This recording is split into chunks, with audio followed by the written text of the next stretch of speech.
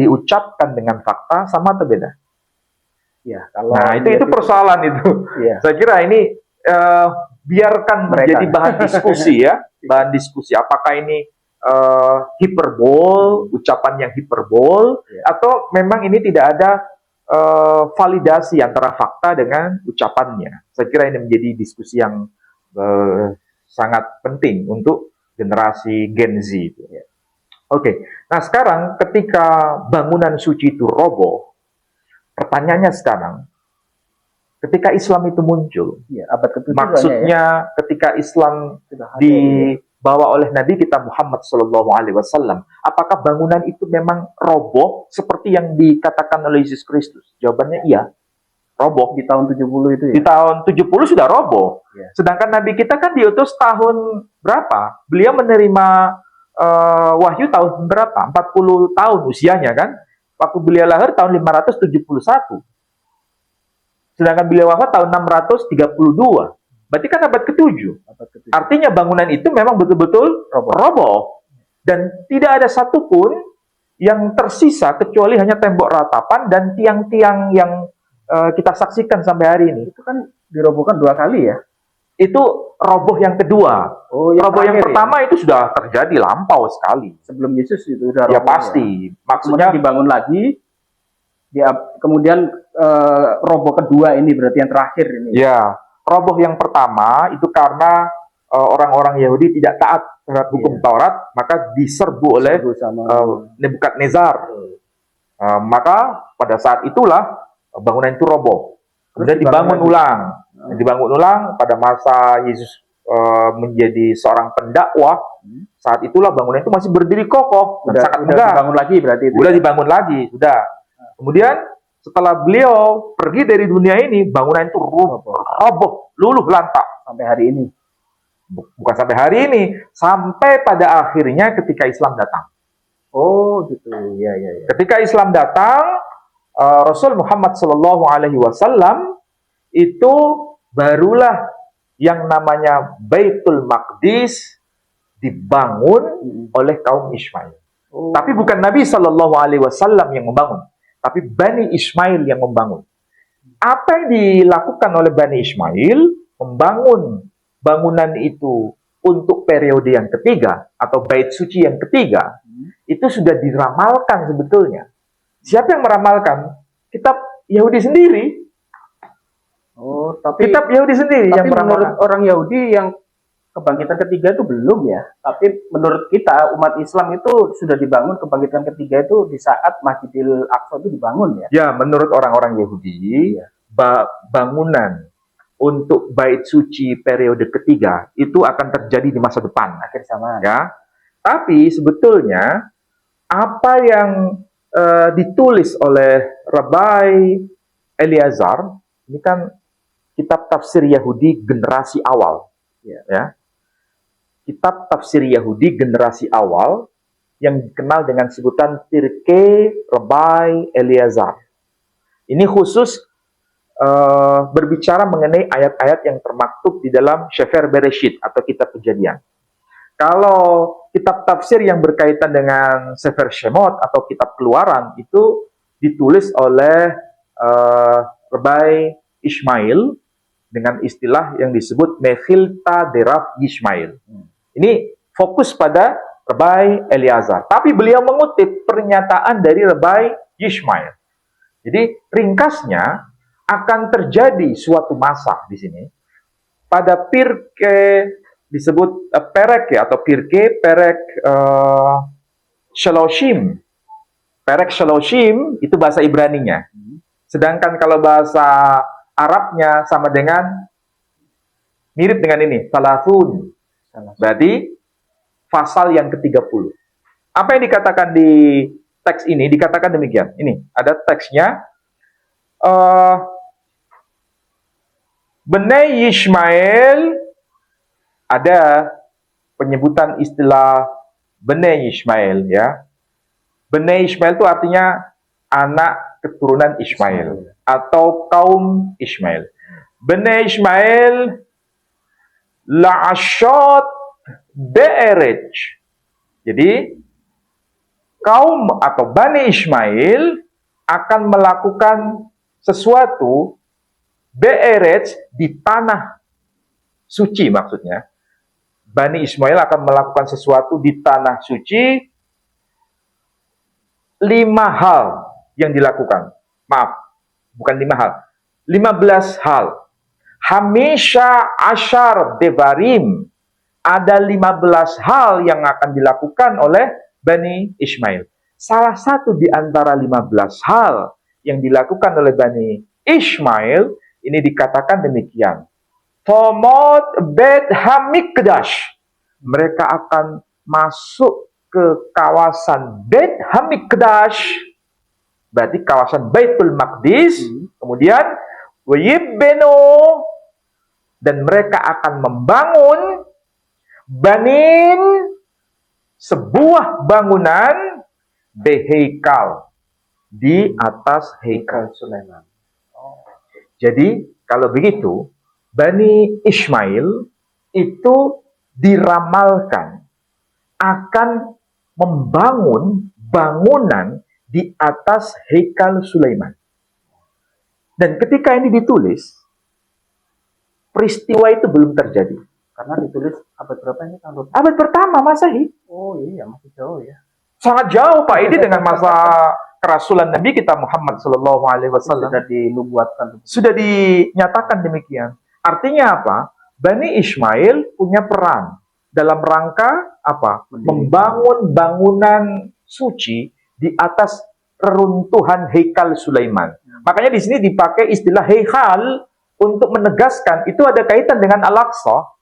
Karena Al-Aqsa itu istilah versi bahasa Arabnya. Sedangkan Heikal itu adalah versi bahasa Ibrani. Tapi kemudian dalam bahasa Arab disebut juga dengan istilah Heikal Sulaiman. Artinya itu adalah rumah suci yang dibangun oleh Sulaiman. Atau Melek Shlomo, Raja Sulaiman.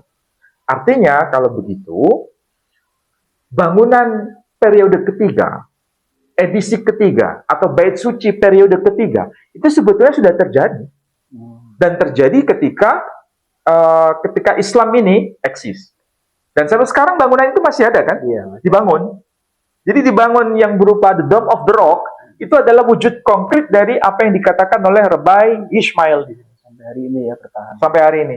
Hanya saja tafsiran orang-orang Yahudi bahwa Heikal Sulaiman periode ketiga bukan itu, tapi nanti ketika ketika Mesias datang, tapi bukan Yesus yang datang. Ini kan persis seperti penolakan orang Yahudi bahwa Mesias belum datang. Orang Yahudi masih menunggu Mesias yang lain. Bagi mereka, Isa Al-Masih atau Yesus Kristus bukan Mesias. Sama persis seperti apa yang tertulis dalam kitab Yahudi, meskipun dikatakan Bani Ismail akan membangun bangunan suci di atas Heikal Sulaiman, itu adalah bagian dari bait suci yang ketiga, itu ditolak. Bukan itu yang dimaksud, tapi nanti ketika Mesias datang. Tapi lokasinya sama itu yang dibangun. Lokasinya sama. Di Masjidil Aqsa. Tetap lokasinya Al-Masjidil Aqsa. Ya. Jadi bagi kita, kalau disebut bait suci yang ketiga, ya sebetulnya sudah ada, sudah eksis. Sekarang ini, sudah eksis. Dan itu dilakukan oleh pertama kali ya, Khalifah yang kedua, yang bernama siapa? Khalifah Umar ibn Khattab radhiyallahu anhu.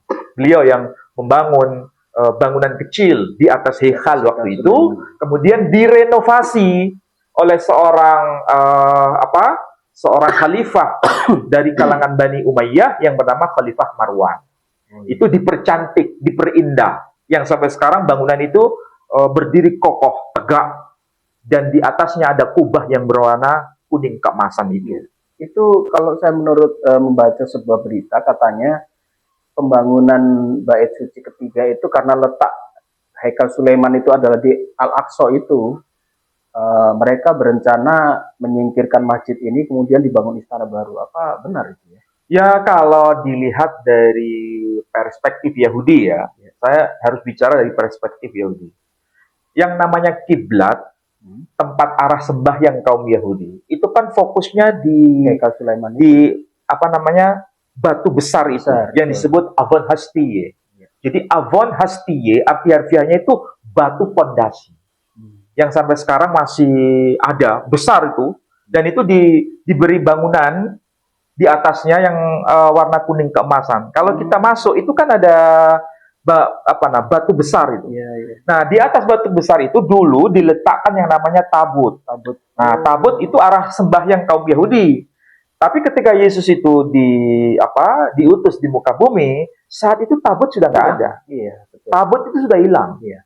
Tapi meskipun tabut itu sudah hilang, tetap lokasi letak dari tabut itu menjadi arah sembahyang. Oh, itu karena itu tempat itu maha kudus ya. Maha Ada kudus. ruang maha kudus. Tempatnya itu. Jadi ibaratnya begini, kalau seandainya ya Ka'bah itu roboh, Ka'bah kita yang ada di Mekah itu roboh, hancur misalnya. Kemudian bagaimana kita sholatnya?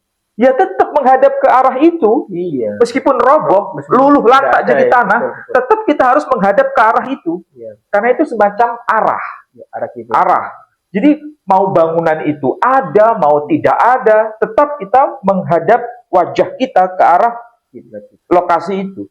Jadi kalau begitu yang kita sembah bukan bangunan itu. Iya. Sebagaimana orang Yahudi meskipun tabut itu tidak ada, Tapi tetap arahnya ke arah batu itu. meskipun di sebelahnya ada Masjidil Al-Aqsa sekarang. Yaitu bangunan kemudian, Iya. bangunan kemudian. Jadi intinya orang Yahudi meskipun tidak ada tabut sebagai arah sembahyang, tetap menghadapkan wajahnya ke sana. Sampai sekarang juga begitu. Orang Yahudi sholatnya, sembahyangnya kan di luar dari bangunan suci itu, yang di tempatnya adalah tembok ratapan. Ya. Itu kalau tembok ratapan itu menghadapkan wajahnya ke arah itu ke sana, itu menghadap ke Tempat Avon Hasti, ya. Oh, betul. batu karang besar itu. Jadi itu tempat suci sebetulnya. Meskipun nggak ada tabutnya, Bangunannya iya. sehari. Mereka hanya mengekspresikan kecintaan mereka dengan hanya mencium batu itu, mencium batu bangunan itu. Sama seperti kita Muslim kan, mencium bangunan Ka'bah dicium juga, ya kan? Itu ekspresi cinta saja, tidak ada kultus ke sana. Ya, Hanya ekspresi cinta saja. Apalagi mengatakan kalau Tuhan kita itu sebuah batu. Itu kan tuduhan sekarang yang lagi rame. Iya, karena mereka ini nggak paham tradisi Semitik. Iya. Kalau seandainya mereka paham, kita kan tahu juga Alkitab memberikan informasi. Iya. Ketika Yesus di Taman Getsemani, di Taman Getsemani, dia kemudian bersujud. Kalau dia bersujud, itu menghadapkan wajahnya kemana? Kan tidak mungkin menghadapkan wajahnya dengan bersujud itu ke arah Vatikan. Kan tidak juga mungkin ketika dia bersujud menghadapkan wajahnya ke arah Makkah. Yang lain. Karena beliau mengikuti syariat Taurat. Iya. Berarti pasti dan memang pasti dia menghadapkan wajahnya ke arah Yerusalem. Dan itu tempatnya adalah di Haikal Sulaiman. Dan lebih fokus ke arah batu karang. Waktu itu tabut sudah nggak ada. Berarti yang menjadi arah sujud waktu itu apa buktinya? Ya batu juga. Batu juga. Iya kan? Hanya sekedar arah. Jadi kesimpulannya sederhana Pak Edi sekarang. Kita bisa tahu dalam perspektif Yahudi memang bait suci yang ketiga itu belum terjadi. Ya, belum terjadi. Dan itu akan dibangun pada saat Mesias Yahudi datang. Mereka kan menolak Nabi Isa sebagai Mesias, menolak Nabi Isa sebagai Al-Masih. Nah, bagi kita Al-Masih yang bernama Isa itu adalah tokoh yang benar. Bagi kaum Kristiani, beliau juga sebagai tokoh yang benar, nabi yang benar, bukan nabi palsu, nabi yang benar. Bagi kaum Yahudi, nabi palsu. Ya, ini beda perspektif. Oke. Nah, bagi kita juga Haikal Sulaiman atau bait suci yang ketiga itu sudah berdiri, sudah dibangun. Sudah ada Masjidil Aqsa di situ. Iya, dan itu yang kita kemudian memberi nama dengan istilah Al-Masjidil Aqsa, sebagaimana Quran sendiri yang menegaskan itu. Dengan bahasa lain, Al-Masjidil Aqsa sebagai bangunan suci, bait suci yang ketiga sudah berdiri kokoh, dan kitab Yahudi sendiri mengkonfirmasi bahwa bangunan suci itu akan ditegakkan, akan dibangun oleh Bani Ismail. Pertanyaannya, apakah Al-Masih itu Bani Ismail? Bukan. Apakah Mesias yang ditunggu oleh Bani Israel yang muncul di masa depan itu adalah dari kalangan Bani Ismail? Bukan. Berarti kalau disebut Bani Ismail yang akan membuat bangunan suci di atas Haikal Sulaiman, berarti tidak mungkin kepada orang lain kecuali kepada Sayyidina Umar ibn al-Khattab radhiyallahu. Berarti sudah finish ya, harus Finish selesai. baik. Saudara-saudaraku sekalian, menarik perhatian di sini kita baru tahu ya, sekarang ternyata Bait Suci Sulaiman atau Haikal Nabi Sulaiman itu sekarang sudah berdiri masjid yang megah, kokoh ya, yaitu Masjidil Al-Aqsa. Itulah sebabnya sampai hari ini mereka menginginkan masjid ini tidak ada dan akan dibangun sebagai istana terakhir yang ketiga. Itu menurut pandangan mereka. Bait suci yang ketiga. Bait suci yang ketiga. Tetapi bagi kita umat muslim, kebangkitan Haikal Sulaiman, kebangkitan Bait Suci itu sudah berdiri, yaitu dengan berdirinya Masjidil Aqsa yang dibangun oleh keturunan dari Bani Ismail, dan itu sudah dinubuatkan di abad pertama ya oleh Rabi Ismail yang termaktub dalam Pirkei Rabi Eliezer. Sudah terjawab sekarang ya, dan ini ada bukti dokumennya. Baik saudara-saudaraku sekalian, untuk Anda yang ingin mendukung perjuangan kami, yang jika ini Anda anggap bermanfaat, tolong dukung kami. Kami masih membutuhkan banyak biaya untuk pembangunan masjid, pembangunan pondok, kemudian untuk kebutuhan para mu'alaf yang kami bina ya, ada di sekretariat, ada di Surabaya, dan di beberapa wilayah yang lain. Untuk itu Anda bisa donasikan kepada rekening yang ada di samping kami ini, Anda bisa scan, dan berapapun silakan Anda kirim kepada kami. Semoga apa yang Anda berikan kepada kami dibalas oleh Allah berlipat kali ganda. Dan untuk para Bapak Ibu yang sudah mendukung kami dari awal ya, perjuangan Yayasan Pembina Mu'alaf At-Tauhid ini sampai hari ini, kami sudah berhasil membangun sebuah masjid di sana, bisa membeli tanah. Ini berkat sumbangan juga dari Bapak-bapak dan Ibu-ibu sekalian. Semoga amal Bapak Ibu dibalas oleh Allah Subhanahu wa taala. Mungkin ada closing, silakan.